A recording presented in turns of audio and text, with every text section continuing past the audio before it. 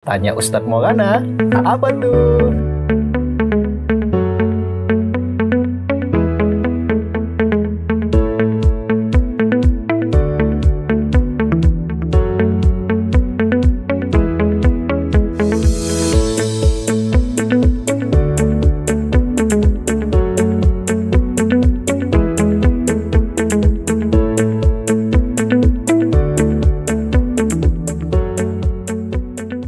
Assalamualaikum warahmatullahi wabarakatuh. Waalaikumsalam warahmatullahi wabarakatuh. Alhamdulillahirrabbilalamin. Wassalatu wassalamu ala asrofil anbiya wal mursalin wa ala alihi wa sahbihi ajmain. Kembali lagi bersama saya, Bes Nugraha, di program yang ditunggu-tunggu. Dan Bes juga sangat menunggu-nunggu karena dengan adanya program ini insya Allah bertambah ilmu kita terkait dengan Tarjih Muhammadiyah. Tapi sebelum kita mulai, pantun dulu dong.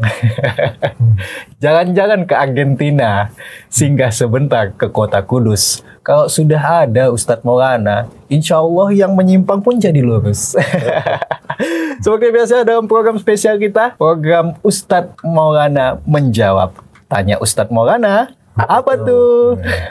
Dan hari ini alhamdulillah kita sudah masuk di episode keempat. Dan sebagai narasumber kita seperti biasa ada Ustadz Maulana Siregar selaku Ketua PDM Kota Medan. Kita sapa terlebih dahulu. Assalamualaikum Ustadz. Waalaikumsalam warahmatullahi wabarakatuh. Oke, alhamdulillah kita udah masuk ke episode keempat ini Ustadz ya. Alhamdulillah kemarin tentang wawasan ketarjihan, produk-produk Tarjih Muhammadiyah itu sudah mulai mendapatkan ya masyarakat Muhammadiyah khususnya mulai tercerahkan lah ya Ustadz ya. Nah kali ini kita ke intinya nih, produk hasil dari putusan Tarjih Muhammadiyah. Di episode keempat ini kita akan membahas tentang tuntunan sholat munfarid sesuai dengan HPT ya. HPT.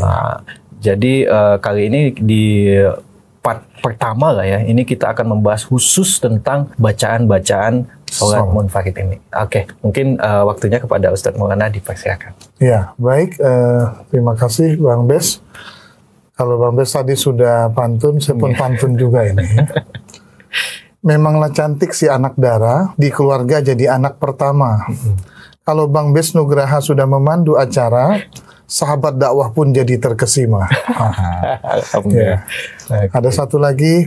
Siap. Jikalau Tuhan pergi ke lembah, jangan berjalan pakai sepatu. Agar wawasan ketarjihan terus kita bertambah, ikuti terus acara Tanya Ustadz Maulana, apa tuh? Baik. Assalamualaikum warahmatullahi wabarakatuh. Sahabat dakwah yang dirahmati Allah Subhanahu wa taala. Pada tema kita kali ini, kita akan membahas di antara produk-produk tarjih. Ya, di antaranya adalah Himpunan Putusan Tarjih Muhammadiyah. Sudah banyak sekali produk-produk tarjih, terutama yang menyangkut putusan-putusan tarjih. Dan pada kesempatan ini, kita akan membicarakan salah satu dari antara banyaknya keputusan tarjih itu adalah tentang tuntunan sholat. Nah, berbicara tentang tuntunan sholat ini, sebenarnya pembahasan tentang sholat di dalam tarjih Muhammadiyah, terutama di putusan tarjih, itu sudah dibahas sejak tahun 1929 ya di kitab sholat ya, berkaitan waktu itu dengan kitab iman. Nah, dan kita bisa lihat hasilnya di Himpunan Putusan Tarjih jilid 1 ya, walaupun di situ kita bisa lihat dalam pengemasannya adalah ya teks tarjih ya, bagaimana perintah-perintah dalam pelaksanaan sholat tersebut. Baru pada halaman belakangnya berbicara tentang dalil-dalil ya, atau yang menjadi landasan kenapa sholat itu dilakukan dan bagaimana gerakan itu beserta dalil-dalilnya. Hal ini disempurnakan lagi pada tahun 1972 ya, terutama pada Muktamar Khususi Tarjih di Pekalongan atau Tarjih Wiradesa, itu membahas tentang bacaan salam ya, penguatan bacaan Assalamualaikum warahmatullahi wabarakatuh ya, baik ke kanan maupun ke kiri. Dan kemudian pada tahun 2010 pada Munas Tarjih ke-27 di Malang ya, Munas ke-27 tahun 2010 dibahas kembali beberapa hal tentang sholat, terutama menyangkut tentang bismillah disirkan atau tidak disirkan.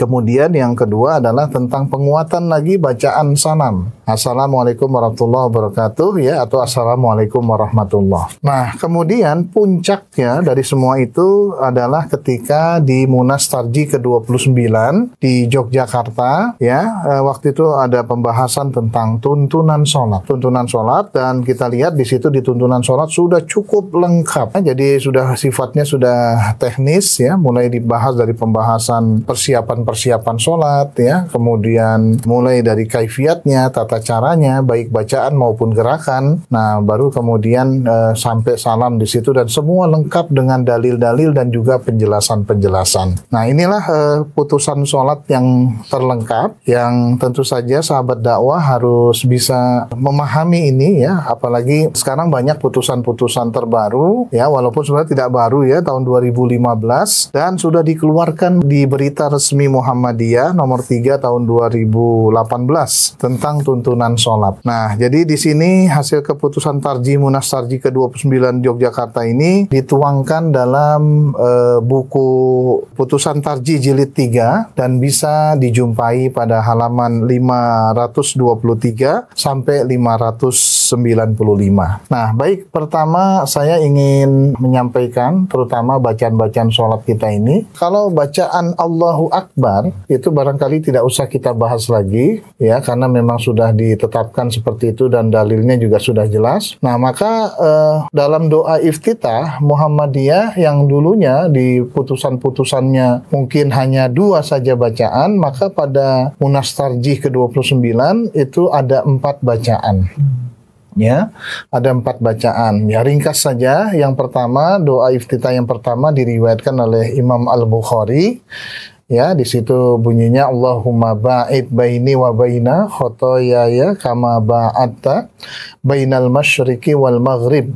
Allahumma nakkini minal khotoya kama yunaqqa thawbul abyadu minad danas. Allahumma ghsil khotoyaya bil ma'i wassalji wal barad. Nah, ini yang riwayat atau redaksi dari Sahih Al-Bukhari. Kemudian di riwayat lainnya yang kedua itu adalah riwayat Muslim. Tapi ada perbedaannya ya, di ujungnya itu Allahumma ghsilni min khotoyaya bisalji wal ma'i wal barad. Dan ini redaksinya adalah redaksi dari kitab Sahih Muslim. Nah, kemudian yang ketiga, doa iftitah yang ketiga, yang lama itu masih dipertahankan, dan ini waktu itu disampaikan Pak Din Samsudin di pembukaan Munas Tarji tersebut, bahwa doa iftitah yang ketiga wajjahtu wajhiyya itu tetap dipertahankan karena ada lafal yang sesuai dengan Al-Quran ya, inna sholati wa nusuki wa mahyaya dan seterusnya. Nah, maka sampai sekarang itu dipertahankan, walaupun dalam prakteknya mungkin jarang banyak orang yang membaca ini karena panjang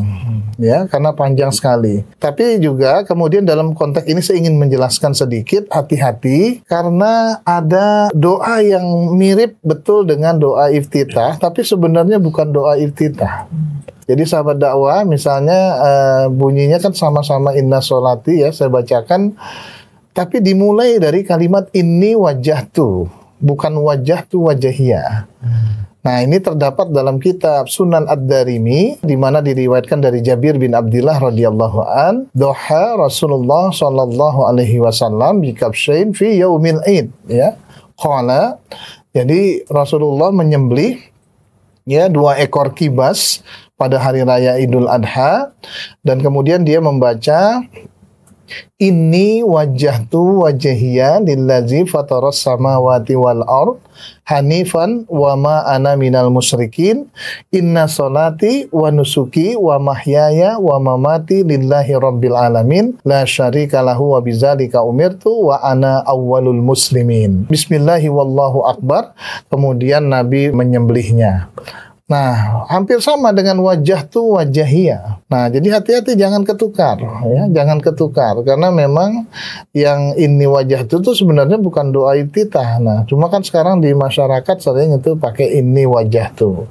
Nah, ini yang barangkali riwayat hadisnya yang perlu kita pertegas. Nah, cuma ini agak panjang ya.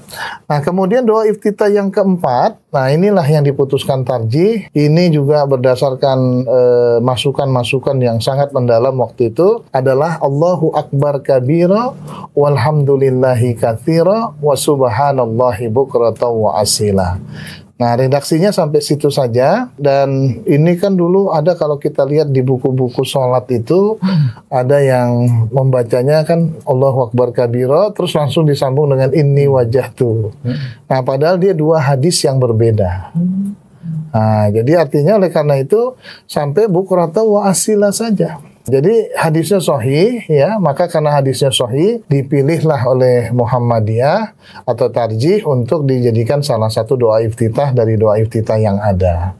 Dan ini barangkali juga ingin membongkar banyak orang juga ya, nggak ada, oh ternyata di Muhammadiyah baca Allahu Akbar kabira juga gitu ya.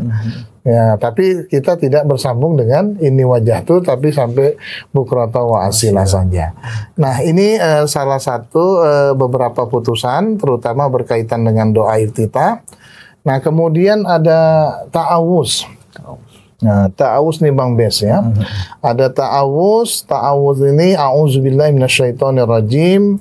Ya, dan dia boleh juga di putusan tarjih kita dibaca dengan a'udzubillahi samil alim minasyaitonir rajim, atau yang mau panjang a'udzubillahi samil alim minasyaitonir rajim min hamzihi wa nafthihi wa nafsihi.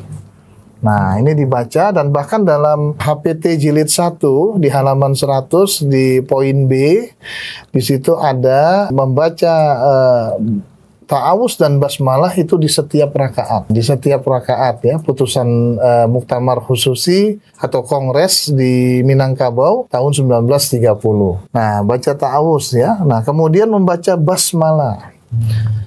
Bismillahirrahmanirrahim. Nah, kalau dalam putusan tarjih kita di Muhammadiyah ada dua ya, artinya hadis Nu'aim bin Mujmir yang mengeraskan ya, kemudian ada hadis yang disirkan, tidak dikeraskan, hadis Anas bin Malik. Nah, jadi oleh karena itu di Muhammadiyah ada dua-dua yang kita pakai. Nah, kemarin kan kita sudah menjelaskan di pertemuan sebelumnya bahwa kita juga selain membandingkan dalil-dalil berupa hadis dengan hadis, juga pendapat ulama. Nah, jadi di antara pendapat mazhab ulama itu yang kita pilih siapa? Bismillah dikeraskan pendapat Syafi'i, kemudian Bismillah disirkan pendapat Hambali. Jadi dua-duanya kita jalankan, ya, kita baca itu. Ya, jadi jangan pula nanti sahabat dakwah, terutama di Sumatera Utara ini atau di Medan, ya, biasanya ada orang kalau ustadz kita baca Bismillah dikeraskan, seolah-olah ini menyalahi. Seolah-olah, oh ini belum Baitul Arqam ini ya, atau diragukan kemuhammadiyahannya, gitu ya. Padahal kita lihat di 2015 malah semakin ditekankan lagi, boleh baca Bismillah keras, boleh juga baca Bismillah tidak dikeraskan. Kemudian kita membaca Al-Fatihah ya, barangkali Al-Fatihah tidak usah kita ini, itu udah wajib ya untuk dibaca. Kemudian membaca surat-surat ya atau ayat dalam Al-Qur'an. Tapi juga waktu selesai baca Al-Fatihah jangan lupa membaca amin. Ya, amin. Kita masuk ke bacaan doa ruku. Kalau di sebelumnya mungkin ada sekitar 2 atau 3, sekarang ada 4 juga. Sudah diputuskan ya lewat perdebatan yang panjang di 2015. Itu ada yang pertama yang dipertahankan itu subhanakallahumma rabbana wa bihamdika allahumma firli. Nah, itu yang pertama. Kemudian yang kedua itu kita membaca subhana rabbiyal azim 3 kali ya. Kemudian yang ketiga membaca subuhun kudusun rabbul malaikati warruh ya, itu yang ketiga. Dan yang keempat, nah ini yang barangkali terbaru ya, mungkin di warga perserikatan atau sahabat dakwah belum terbiasa ya membaca ini. Allahumma laka raka'tu wa bika amantu wa laka aslamtu khosya'alaka sam'i wa basari wa mukhi wa azmi wa asabi ya, hadis riwayat Muslim. Nah, jadi sekarang ada 4. Nah, silakan dipilih Ya, kita mau baca, dan kalau dalam istilah di tarjih itu namanya tanawu, ya, variasi dalam bacaan-bacaan, dan Nabi tidak hanya membaca satu bacaan tapi berbagai banyak bacaan yang beliau baca. Nah, kemudian saat i'tidal ya tentu kita mengucapkan sami Allahu liman hamidah. Nah, di sini yang perlu sahabat dakwah ketahui adalah ada berbagai redaksi atau lafal yang direkomendasi oleh HPT kita, ya. Yang pertama, Rabbana lakal hamdu. Ya. Kemudian yang kedua ada Rabbana walakal hamd.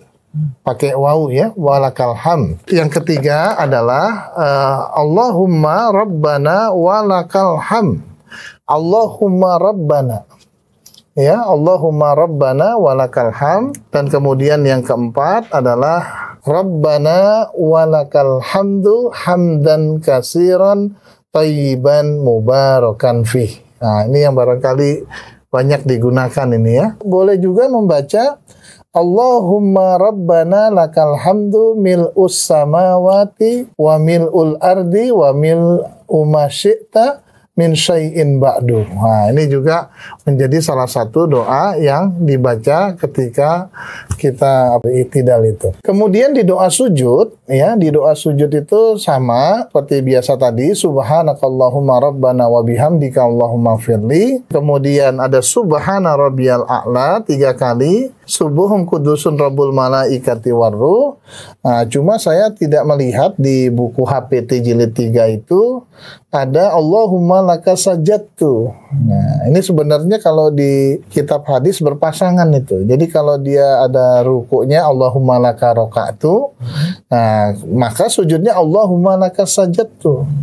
Nah, cuma di HPT jilid 3 itu tidak terlihat, saya lihat, ya. Jadi ya, apa terlupa atau tidak, tapi paling tidak kalau berdasarkan hadisnya, kalau kita ruku baca Allahumma laka roka'tu, maka ya sujudnya baca Allahumma laka sajadtu dan seterusnya. Nah, kemudian untuk doa duduk di antara 2 sujud itu tidak ada penambahan, ya, dan tetap yang dipertahankan yang lama, hadis riwayat Tirmizi dari Ibnu Abbas yang bunyinya Allahumma firli, ya, warhamni wajburni wahdini warzuqni. Nah, ini yang kita pilihkan, ya, oleh Majelis Tarjih Pusat itu. Selanjutnya membaca tasyahud. Nah, tasyahud kita di HPT yang terbaru ada 2. Kalau dulu pertama at-tahiyatu lillah saja. Wassalawatu wattayyibat. Assalamu alayka ayyuhan nabiyyu wa rahmatullahi wa barakatuh. Assalamu alayna wa ala ibadillahi sholihin. Riwayat Abdullah bin Mas'ud. Ya. Nah, tetapi kemarin itu 2015 ditambah satu lagi, walaupun ini doa ini bukan hal yang asing. Dan ini sudah sering dibacakan oleh sahabat dakwah juga. At-tahiyatul mubarakatus sholawatut thayyibatu lillah. Dan seterusnya. Ya, nah ini riwayat Ibnu Abbas, nah boleh juga digunakan. Nah, 2 rekomendasi yang tentang bacaan tahiyat. Nah, baru kemudian kita membaca selawat. Ya, membaca selawat. Nah, selawatnya kalau tadi biasa yang lalu kita ada 1, sekarang ada 2. Dengan perbedaan redaksi, ya. Misalnya saya bacakan Allahumma sholli ala Muhammad wa ala ali Muhammad kama shallaita ala Ibrahim wa ali Ibrahim wa barik ala Muhammad wa ali Muhammad kama barakta ala Ibrahim wa ali Ibrahim innaka Hamidum Majid, ya. Nah, ini riwayat Asy-Syafi'i, ya. Nah, kemudian yang kedua, ini yang direkomendasikan tarjih. Ada sedikit perbedaan. Allahumma sholli ala Muhammad wa ala ali Muhammad kama shallaita ala ali Ibrahim wa barik ala Muhammad wa ala ali Muhammad kama barakta ala ali Ibrahim fil alamina innaka Hamidum Majid, ya, pakai kalimat fil alamina innaka Hamidum Majid. Nah, ini yang direkomendasikan. Nah, di putusan tarjih kita juga kita disuruh memilih doa-doa pilihan setelah membaca tasyahud ya, mulai dari at-tahiyat sampai salawat. Nah, kita disuruh memilih doa-doa. Kalau di tasyahud awal ada beberapa doa. Yang pertama, Allahumma a'inni ala zikrika wa syukrika wa husni ibadatik ya. Riwayat Nasa'i boleh, atau yang sering sudah kita lakukan yang lama itu ya, di HPT yang lama, Allahumma inni zalamtu nafsi zulman katsira wa la yaghfiru dzunuba illa anta faghfirli maghfiratan min indika warhamni innaka antal ghafurur rahim. Nah, inilah doa di tasyahud awal ya. Nah, sedangkan untuk doa tasyahud akhir, nah ini yang sudah barangkali sama kita gunakan dan tetap dipertahankan menjadi doa-doa pilihan di HPT kita. Allahumma inni a'udzubika min azabi jahannam wa min azabil qabri wa min fitnatil mahya wal mamat wa min syarri fitnatil masihid dajjal ya. Nah, yang terakhir sahabat dakwah adalah membaca salam. Nah, khusus membaca salam ini memang di Munas Tarji ke-27 ada perdebatan yang cukup panjang. Kenapa? Karena pada waktu itu ada informasi, ada masukan yang menyatakan ditemukan sebuah kitab ya, riwayat Sunan Abi Daud yang ditahqiq oleh Syekh Muhammad Nasiruddin Al-Albani.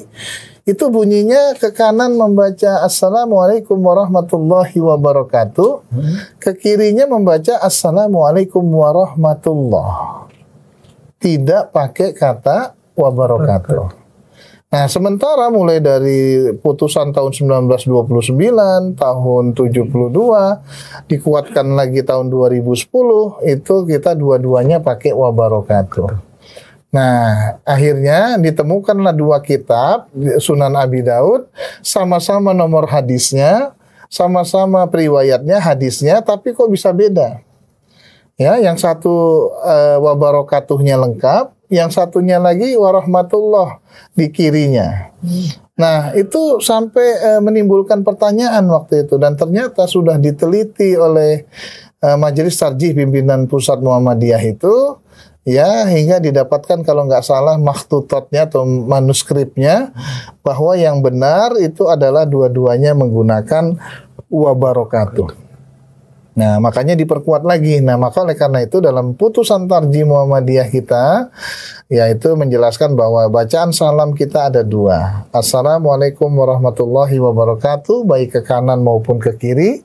Kemudian Assalamualaikum warahmatullah, baik ke kanan maupun ke kiri. Nah, itulah beberapa bacaan-bacaan yang direkomendasikan oleh putusan tarjih kita. Jadi sahabat dakwah yang mungkin pada acara-acara misalnya pengajian-pengajian ya tentang sholat menurut HPT ya, atau mungkin di Baitul Arqam ya, ini bisa menjadi referensi rujukan ya. Dan selain kita tentu membaca buku HPT jilid 3 atau mungkin berita resmi Muhammadiyah yang khusus memuat tentang tuntunan sholat ya. Dan kita hari ini baru cerita tentang bacaan-bacaan sholat tersebut. Nah, barangkali itu sebagai pengantarnya, mungkin silahkan kalau ada dialog dan diskusinya. Oke, baik Ustadz, luar biasa sekali terkait dengan pembahasan kita hari ini, khusus untuk bacaan sholat ya, terkait dengan tema kita di tuntunan sholat munfarid sesuai himpunan putusan tarjih Muhammadiyah.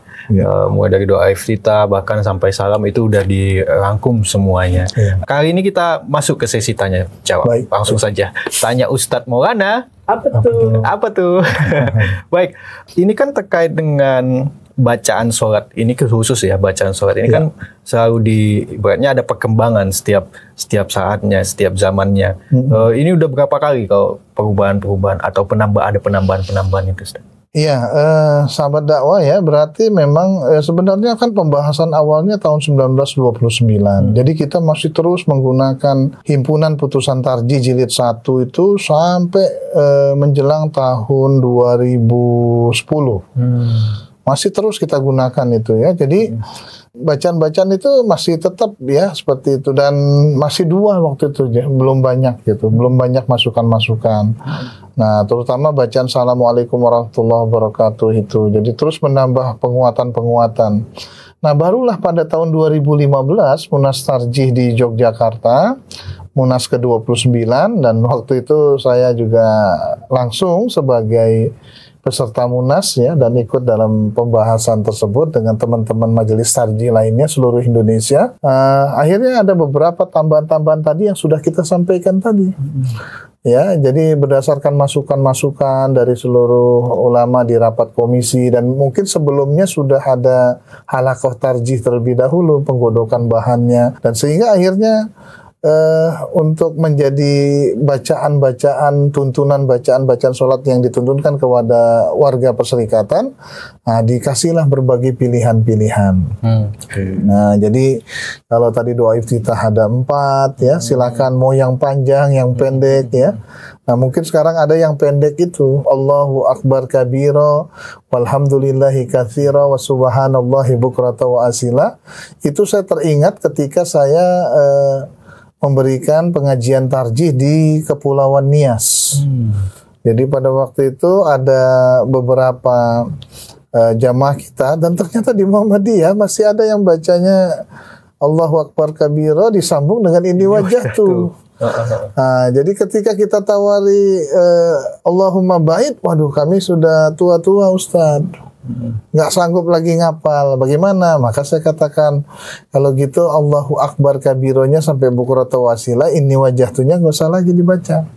Nah, itu saja. Dan itu bahan itu kemudian kita bawa ke Munas, kita diskusikan, dan ternyata ya dimasukkan dalam putusan tarjih di tahun 2015. Jadi cukup pendek bacaannya Allahu Akbar kabira itu ya, dan seterusnya. Nah, kemudian ada, seperti kita ketahui kemarin di episode sebelumnya kan kita jelaskan juga bahwa wawasan ketarjihan itu kan terbuka ya. Artinya memang perlu dikoreksi ya. Misalnya kalau memang ada hal dalil yang lebih bagus, bacaan yang lebih baik, dan ditemukan dalil yang lebih kuat, ya kita koreksi. Nah, jadi alhamdulillah di beberapa bacaan sebenarnya bukan terkoreksi ya, tapi malah ditambah lagi ya, baik doa ruku, doa sujud ya, kemudian setelah i'tidal itu Rabbana walakal ham, ada beberapa variasi di situ. Termasuk misalnya tasyahud ya, tasyahud itu juga tambahan satu lagi ya, walaupun itu doa lama sebenarnya gitu ya. Nah, bahkan terakhir adalah penguatan pada bacaan Assalamualaikum warahmatullahi wabarakatuh. Nah, kalau di Medan ini kan akhirnya jadi ciri khas itu. Oh, kalau pakai wabarakatuh itu berarti Muhammadiyah ini. Gitu ya, Muhammadiyah. Tapi saya pernah juga di sholat di Masjid Gede Keraton Yogyakarta. Oh, saya dengar salamnya pakai wabarakatuh, begitu saya lihat imamnya ternyata orang Muhammadiyah. Jadi cukup panjang ya perjalanannya ya. Baik, nah, kita lanjutkan ke pertanyaan selanjutnya. Tanya Ustadz Maulana. Apa tuh? Nah, terkait tadi nih Ustadz, menarik doa iftitah. Ini kan ada 4. Ya. Nah, kalau misalnya warga persyarikatan menggabungkan itu, gimana itu? Menggabungkan? Iya. Tidak lah ya, nggak bu. Itu artinya pilihan. Pilihan. Itu artinya pilihan. Nggak boleh kita modifikasi ya. Kemudian kita gabung-gabungkan biar kelihatan lebih bagus gitu ya. Nah, itu ada tuh salah satunya doa yang modifikasi itu. Seperti pada HPT yang lalu tahun 2000 yang HPT jilid 1 itu kan masih tertulis kalau nggak salah Allahumma ksilni. Ya. Nah, tetapi apakah itu redaksi Muslim atau redaksi apa kan nggak dipisah waktu itu. Nah, maka oleh karena itu di Munas Tarjih 2015 itu dipisah dia. Ada yang Allahumma ksil, ada yang Allahumma ksilni. Nah, gitu. Cuma bil ma'i wasalji wal barad ini enggak yang Muslim bisalji wal ma'i wal barad. Nah, gitu. Jadi ada perubahan-perubahan di situ kan bacaan. Nah, kemudian kesepakatannya kan di sidang-sidang tarjih itu kan ya jangan memodifikasi doa-doa. Ya sudah sesuai dengan redaksi aslinya, itulah yang kita gunakan, yang kita baca. Gitu. Jadi jangan pula nanti digabung-gabung kelihatannya bagus nih. Mohon maaf nih seperti doa duduk di antara dua sujud, yang ada wa'fu anni wa'afini gitu kan. Nah sebenarnya itu kalau kita lihat berasal dari beberapa hadis-hadis yang berbeda, yang kebetulan di hadis ini ada wa'fu anninya, yang di sini tidak ada. Yang di sini ada wa'afininya. Terus ada yang coba meramu semua, digabungin jadi satu, akhirnya jadi satu doa gitu. Ada 8 bacaan doa permintaan. Nah yang di hadis kita ini yang kita amalkan kan 5 saja, sesuai dengan redaksi aslinya gitu. Jadi jangan dimodifikasi lah. Nah, tapi ini, kalau yang di buku tuntunan sholat zaman-zaman dulu kan ibaratnya yang untuk doa iftitah itu kan kata Ustadz kan digabung gitu digabung kan. dua ya. Nah, itu gimana sih Ustadz? Ya kita insya Allah ya kemarin kan kesepakatannya kembalikan ke sumber asli ya, karena kan tarjih itu kan memurnikan kembali, menyeleksi seluruh tuntunan-tuntunan itu kembali kepada Al-Quran dan Sunnah. Nah, jadi ketika dicari, diseleksi, rupanya Allah Akbar kabira walhamdulillahi katsira subhanahu wa ta'ala itu disambung dengan ini wajah tuh di buku-buku sholat biasa. Nah, ketika dilakukan penyelidikan, penelitian, ternyata ya rupanya 2 hadis yang berbeda. Nah, kan ada modifikasi berarti. Nah, oleh karena itu ya dipisahkan lah. Dipisahkan, udahlah ini bacaan ini bacaan ini ya kita amalkan yang mana. Jadi bukan semuanya diamalkan, dijadikan jadi satu kita baca seperti itu.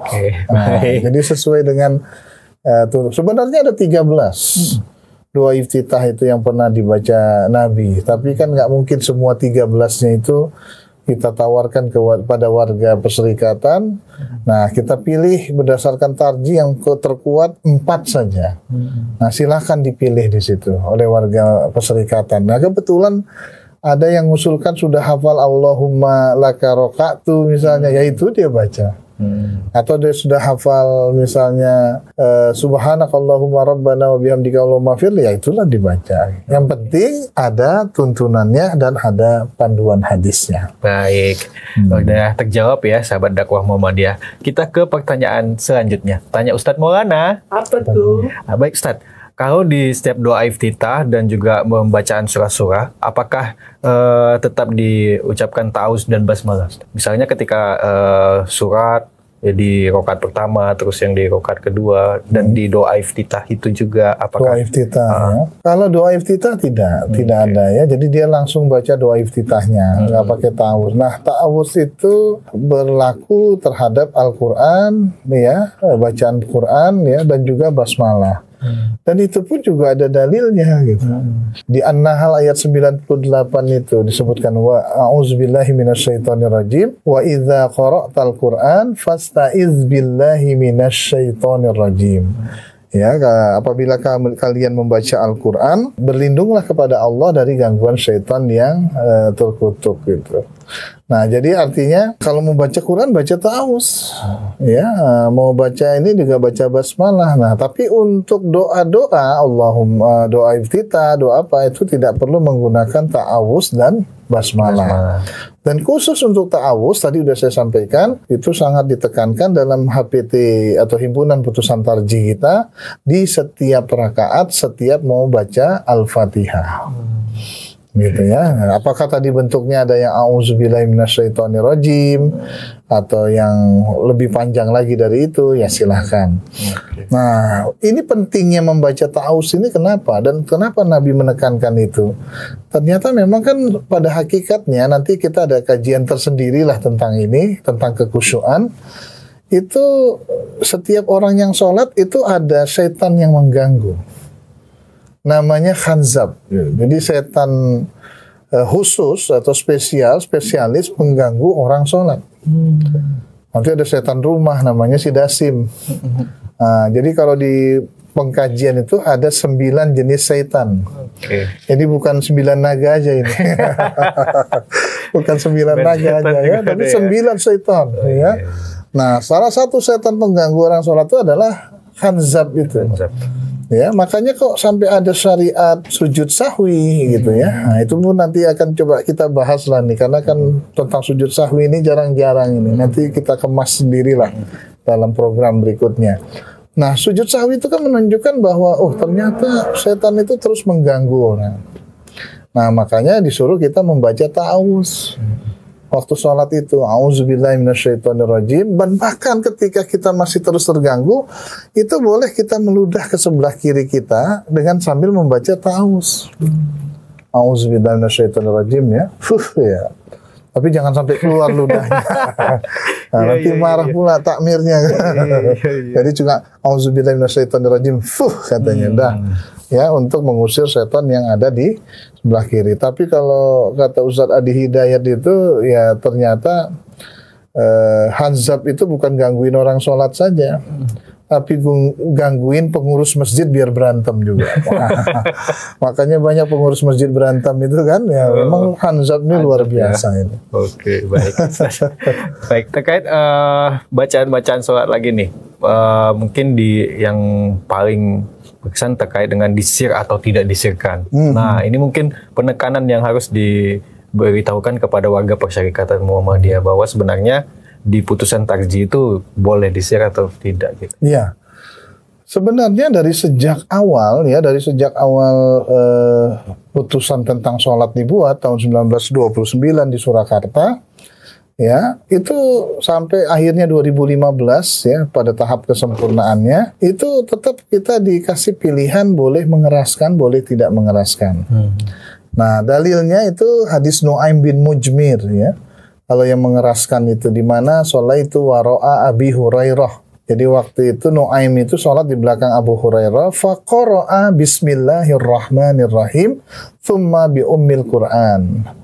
Nah, jadi sampai akhir hadis itu dikatakan Abu Hurairah, kalau kalian ingin lihat sholatnya Rasulullah, lihatlah sholatku ini, katanya.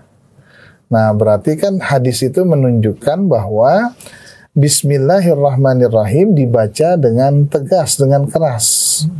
Nah, ini pengkajiannya kalau nggak salah waktu itu sebelum Munas Tarjih 2010 di Malang itu ke-27, sempat ada halakohnya di Makassar itu.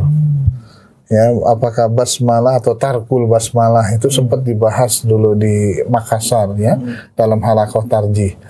Nah, kemudian yang disirkan. Nah, yang disirkan itu kan bismillahnya itu juga hadis Anas bin Malik bahwa dia pernah sholat di belakang Rasulullah, Abu Bakar, Umar, Utsman, dan mereka ketiganya tidak mengeraskan Bismillahirrahmanirrahim. Ya, jadi cukup dia Bismillahirrahmanirrahim. Alhamdulillahirabbil alamin. Nah, begitu. Tapi berdasarkan hadis Anas bin Malik juga, sahabat dakwah, itu ada pendapat mazhab Maliki yang mengatakan nggak usah baca bismillah lagi, tarkul basmalah, ditinggalkan basmalahnya, langsung alhamdulillahirabbil alamin. Dan kita nggak boleh menyalahkan karena ada hadisnya. Nah, cuma oleh HPT kita, putusan tarjih kita, dipilihlah dua-dua. Bismillah dikeraskan dan tidak dikeraskan. Nah, cuma untuk warga Sumatera Utara atau Sumatera Barat khususnya kan, pernah kalau nggak salah itu saya pernah dengar juga ada pertemuan Sumatera Timur ya, atau pengkajian di di Barus waktu itu, bahwa kalau khusus untuk Sumatera Barat, Sumatera Utara itu Bismillahnya lebih condong dipilih yang disirkan daripada yang dijaharkan. Nah, kalau di Pulau Jawa sana ya sudah Muhammadiyah di sana, di luar Sumatera ya biasa itu. Nah, cuma kadang-kadang ada juga di kita di kalangan Muhammadiyah di Kota Medan tuh kalau ada yang bismillah dikeraskan seolah-olah nggak warga perserikatan gitu kan gitu ya. Jadi ini sahabat dakwah ya harus kita tekankan lagi. Jadi dua-duanya memang masyru' ya, dan dipilih oleh tarjih Muhammadiyah. Oke. Pada intinya kalau ada yang mengucapkan basmalahnya dijaharkan, tetap juga boleh. Iya. Oke, baik. Kita ke pertanyaan selanjutnya. Tanya Ustadz Maulana. Apa tuh? Nah, ini terkait dengan sholat munfarid.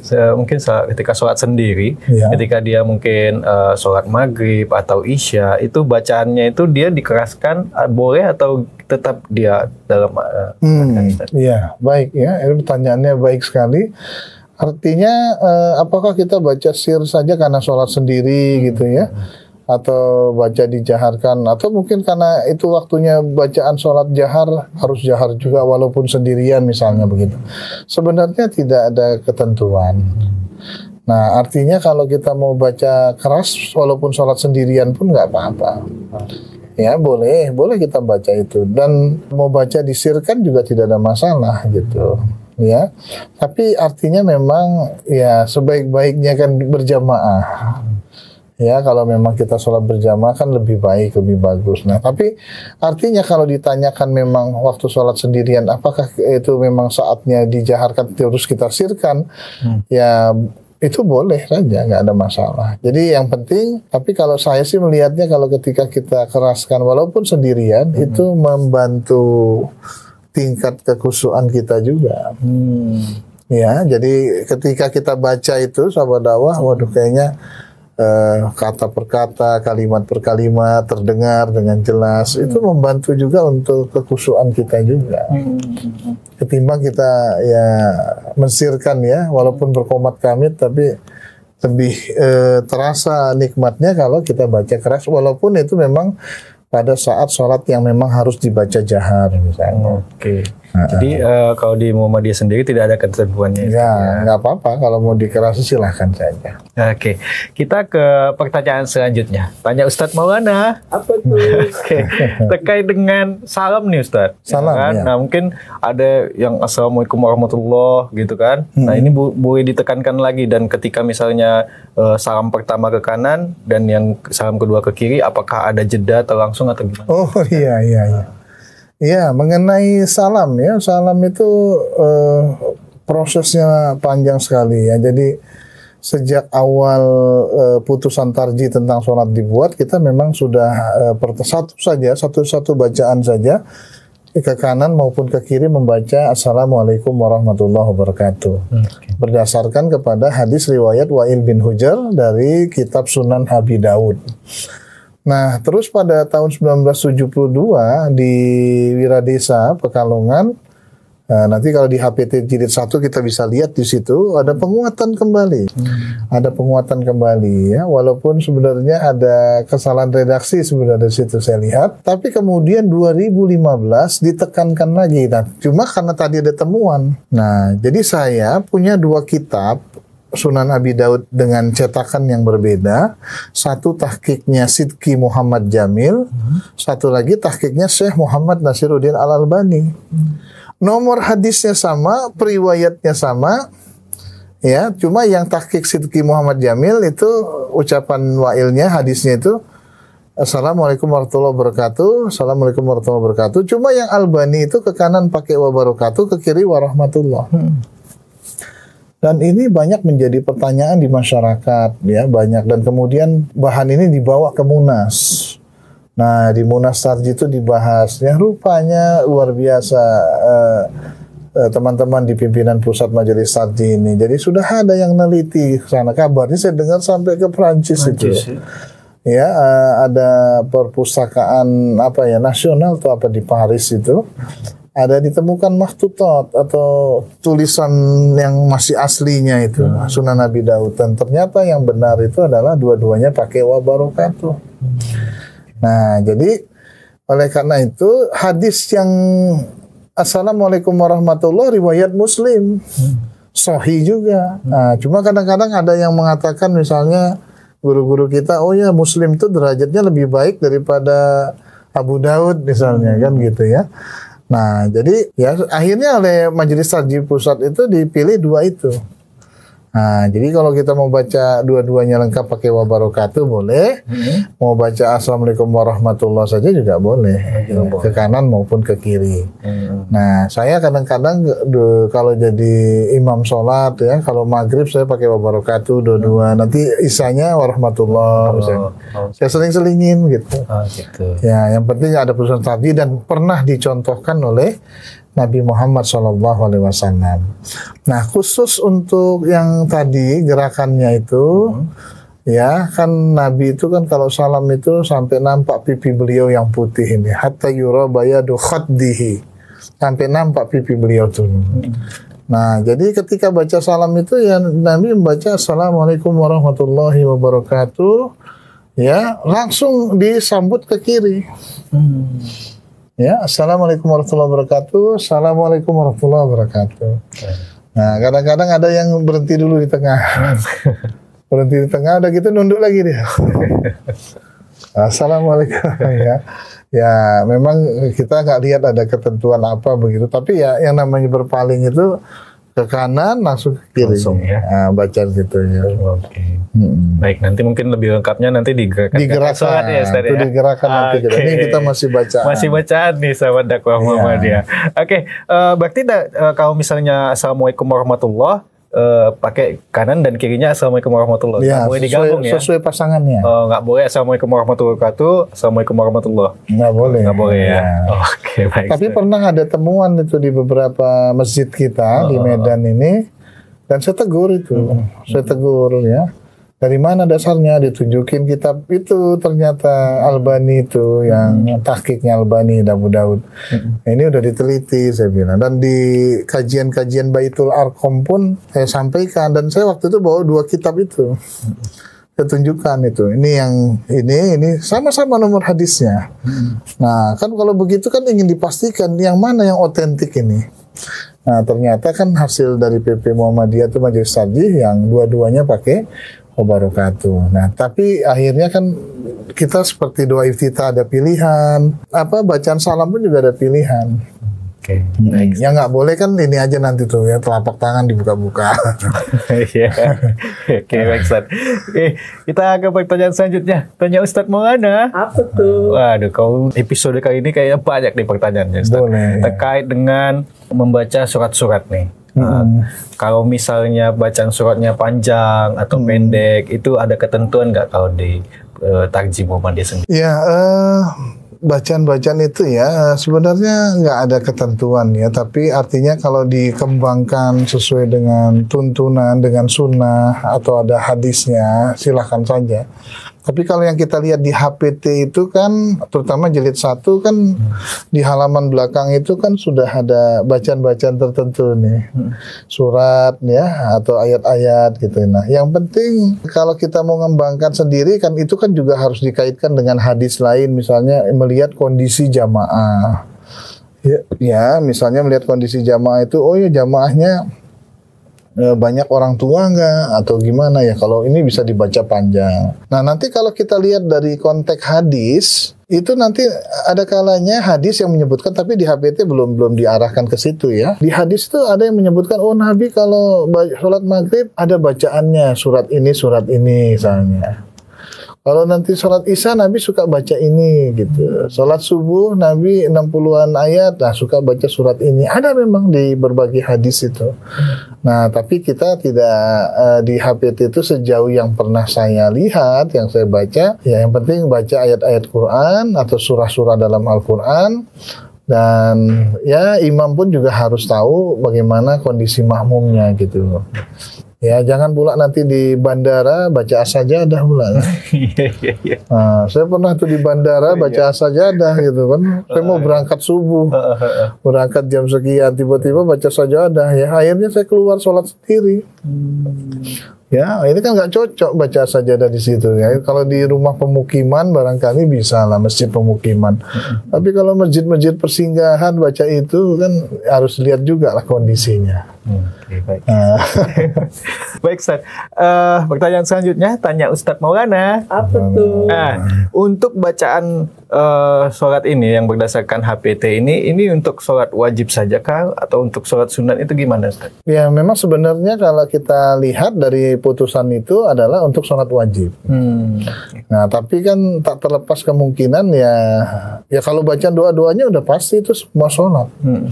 Ya, nanti kalau ayat-ayatnya atau apa itu mungkin ada ya kata sholat wajib, sholat sunat. Nah, kalau sholat sunat kan nanti ada kajian khususnya lah ya, pembahasan khususnya. Kita kan masih fokus di munfarid lah. Munfarid ya. Okay, jadi nanti ada tuh dibaca misalnya rakaat pertama Fatihah dengan Al-Kafirun, rakaat kedua Fatihah dengan Al-Ikhlas. Nah, itu biasanya kalau sholat sunat kan.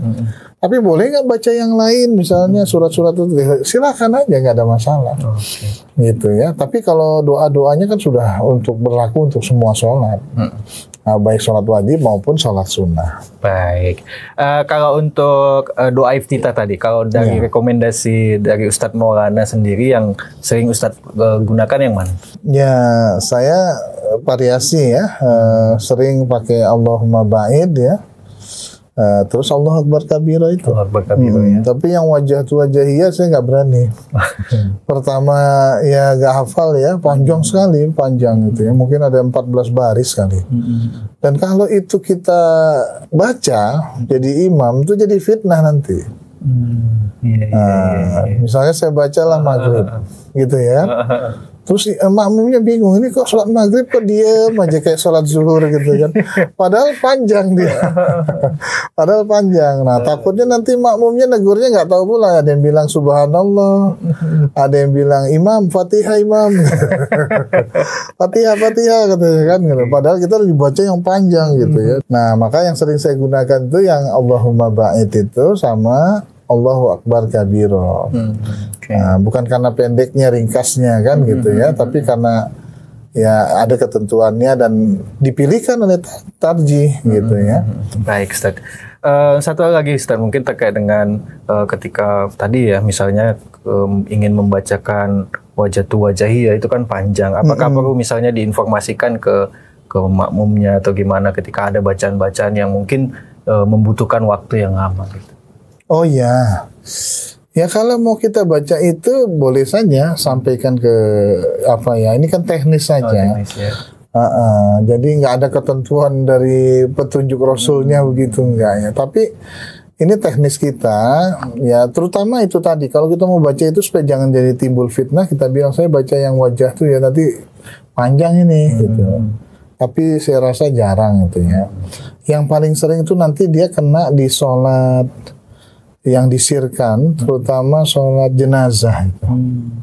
Kadang-kadang kita yang sholat jenazah ini ada yang gak selesai bacaannya. Nah, saya memang walaupun tidak ada tuntunannya, saya kadang-kadang sering bilang juga kalau jadi imam sholat jenazah, saya bilang ya sesuai tuntunan tarjihnya itu kan ada beberapa cara itu ya. Yang pertama misalnya dia baca takbir pertama Al-Fatihah langsung sholawat Nabi sampai innaka hamidum majid. Terus saya umumkan itu. Ya nanti takbir kedua saya membaca Allahumma firlahu sampai wa azabannar. Takbir ketiga baca Allahumma firli hayyina sampai fatawaffahu alal Islam misalnya. Nah, baru takbir keempat Allahumma la tahrimna ajrahu wa la tudillana ba'dahu. Jadi makmum pun tahu, oh iya, jadi dia nggak buru-buru bacanya, boleh. Daripada dia nanti nebak-nebak nih yang mana dipakai. Nah, terutama ada beberapa hal lagi ya, misalnya seperti surat As-Sajdah itu perlu juga dikasih tahu itu. Ya sampai orang sholat di Masjidil Haram saja atau Masjid Nabawi ya ada yang nggak paham juga. Misalnya begitu tiba-tiba wahum la yastakbirun, tiba-tiba sujud. Iya. Nah, ada jamaah yang langsung ruku gitu kan, ada yang ruku, ada yang ini, kalau yang udah tahu sujud. Banyak yang ruku. Dan ini ada kasus kejadian di salah satu, mohon maaf ya, di salah satu ranting. Waktu itu saya sholat subuh dan imam baca itu, dan ada jamaah yang bukan dari warga perserikatan, mungkin simpatisan. Ya, itu terkejut begitu langsung sujud, terkejut nggak ada rukunya, terus merepet dia ngobrol, ya apa-apaan ini Muhammadiyah udah menyala-nyala sholat nggak pakai ruku lagi katanya kan. Nah terus saya bilang sama bapak itu, Pak coba ikutin sampai selesai, jangan belum selesai bapak udah merepet-merepet, saya bilang kan. Nah, begitu diikuti, oh rupanya, dan diberikan penjelasan baru paham. Nah, hal-hal yang seperti itu penting tuh, terutama juga sujud sahwi itu nanti kapan kita harus mulainya bersama-sama ya, diinformasikanlah ke jamaah. Nah itu nanti ada pembahasan khusus lah tentang itu. Baik. Satu lagi Ustaz, tanya Ustaz Maulana. Apa tuh? Nah di Muhammadiyah terkait dengan doa kunut itu gimana Ustaz? Oh ya, doa kunut itu ya di putusan tarjih kita kan kita tidak membaca doa kunut ya. Doa kunut ini kan ada beberapa hal kalau dalam kajian. Pertama ada doa kunut subuh ya. Nah, kemudian ada doa kunut nazilah ya.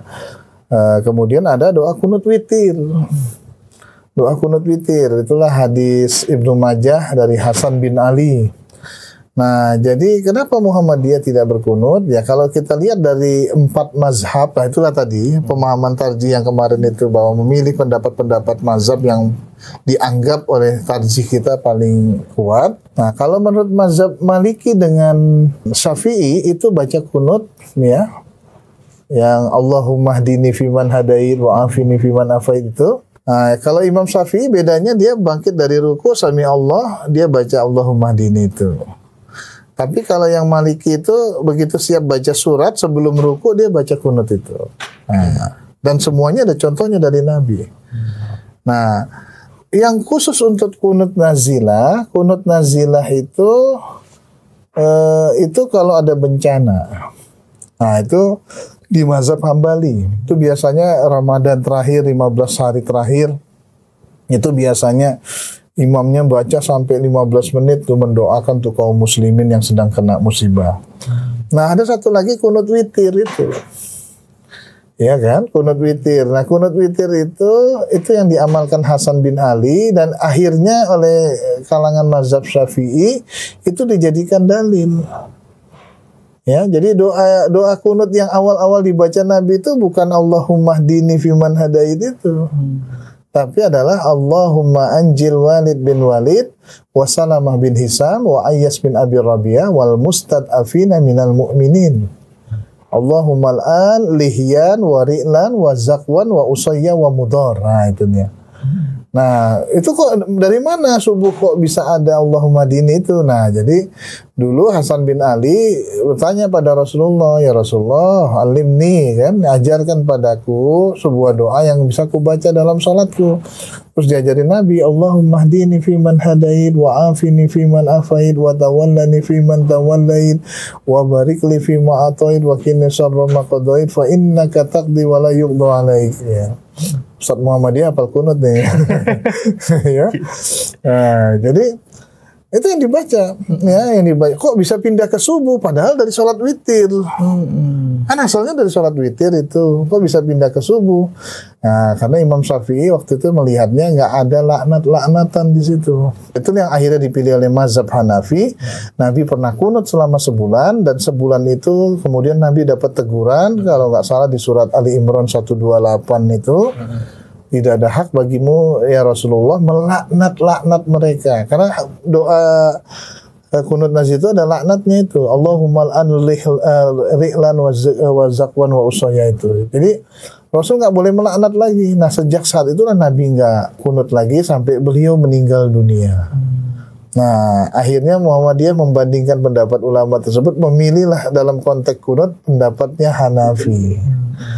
Nah, karena itu menurut Muhammadiyah lebih punya dasar, ya, punya nas, dan akhirnya di Muhammadiyah tidak ada bacaan doa kunut, ya. Apalagi kemarin COVID-19 itu juga kan ada instruksi juga suruh baca kunut nazilah kalau nggak salah, ya. Nah, kita dengan cara kita ya tentu berdoa saja dengan seperti biasa. Baik Ustaz, terjawablah sudah perbincangan kita di hari ini dalam program Ustadz Maulana Menjawab untuk episode keempat. Terima kasih Ustadz atas pemahamannya. Mudah-mudahan buat sahabat dakwah Muhammadiyah juga yang sedang menyaksikan video ini bisa tercerahkan terkait dengan bacaan-bacaan sholatnya, khususnya tuntunan sholat munfarid sesuai dengan himpunan putusan tarjih Muhammadiyah.